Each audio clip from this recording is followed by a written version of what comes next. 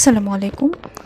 অনেকের ক্ষেত্রে দেখা যায় প্রেগন্যান্সির পরে কিংবা থাইরয়েড প্রবলেমের জন্য স্কিনে একটা ডালনেস চলে আসে, কালচে ভাব চলে আসে কিংবা স্কিনটাকে আগের চেয়ে বেশি ফর্সা করতে চাচ্ছেন।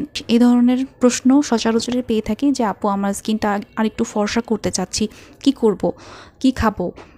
বা স্কিনটা একটু ক্লিন করতে চাচ্ছে। স্কিনে অনেক পিম্পলের প্রবলেম থাকে অনেকের ক্ষেত্রে, স্কিনটা একটু গ্লোয়িং করতে চায় অনেকে। ওয়েট লুজ করার পরেও এরকম ডালনেস আসে স্কিনের মধ্যে। তখন আমি কি করব? কিংবা আগের চেয়ে একটু ফর্সা হতে চাই, তাহলে আমি কোন সাপ্লিমেন্ট নিতে পারি? বা কোলাজেন প্রোডাকশন কমে যাচ্ছে, তখন আমি কি সাপ্লিমেন্টস ব্যবহার করব? এ ধরনের পেশেন্টরা আপনারা vitamin C supplements, collagen, glutathione এবং বায়োটিন ব্যবহার করতে পারেন। সচরাচর যেগুলো অনলাইনে আমরা দেখতে পাই এগুলো একটু এক্সপেন্সিভ এবং দেশের বাইরের প্রোডাক্ট থাকে। আমি আজকে যে প্রোডাক্টগুলো সাজেস্ট করব এগুলো সবগুলোই আমাদের দেশীয় ফার্মাসিউটিক্যাল কোম্পানির প্রোডাক্ট এবং দামিও কিছুটা কম।